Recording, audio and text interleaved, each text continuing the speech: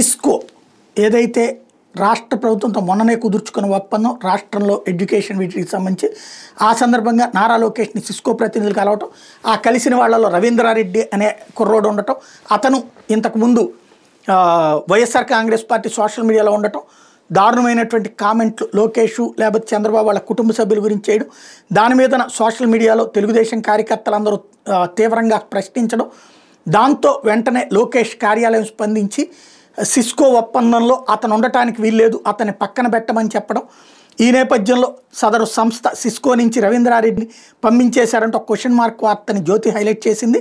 వైసీపీఎంలో TDP నేతలపై అసభ్యకర పోస్టులతో చెలరైపోయిన Ippala Ravindra Reddy Cisco యాజమాన్యం రాష్ట్ర ప్రాజెక్టు నుంచి పక్కన పెట్టింది. గత నెల 25న సిస్కోతో ఏపీ ప్రభుత్వం ఒప్పందం చేసుకుంది. ఆ సమయంలో రవీంద్రారెడ్డి కూడా అక్కడ ప్రత్యక్షమయ్యారు. సిస్కోలో టెరిటరీ సేల్స్ మేనేజర్గా చేస్తున్న రవీంద్రారెడ్డి సదరు సమావేశం సమన్వయ బాధ్యతలు చూశారు. లోకేష్తో కలిసి ఫోటోలు దిగారు. వ్యవహారంపై టీడీపీ కార్యకర్తలు సోషల్ మీడియా వేదికగా బగ్గుమన్నారు.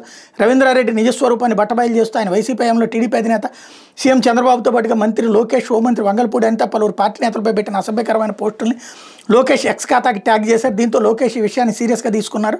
వెంటనే సిస్కో ప్రతినిధితో మాట్లాడి రవీంద్రారెడ్డికి మీద ఏపీకి సంబంధించిన ప్రాజెక్టులో పాల్గొనకుండా చూడాలని తన పేషీ అధికారులకి ఆదేశించారు. లోకేష్ ఆదేశాలతో రంగంలోకి దిగిన మంత్రి ఐటీ విభాగం ఓఎస్డీ వినాయక్ సాయి చైతన్య సిస్కో యాజమాన్యాన్ని ఘాటుగా లేఖ రాశారు.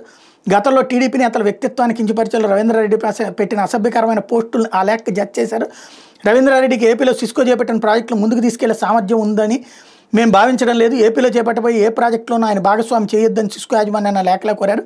దీనిపై స్పందించిన సిస్కో యాజమాన్యం రవీంద్రారెడ్డిని ఏపీ ప్రాజెక్టు నుంచి తప్పించినట్టు సోమవారం లోకేష్ పేషీకి సమాచారం ఇచ్చింది అన్నటువంటి వార్తని హైలైట్ చేశారు.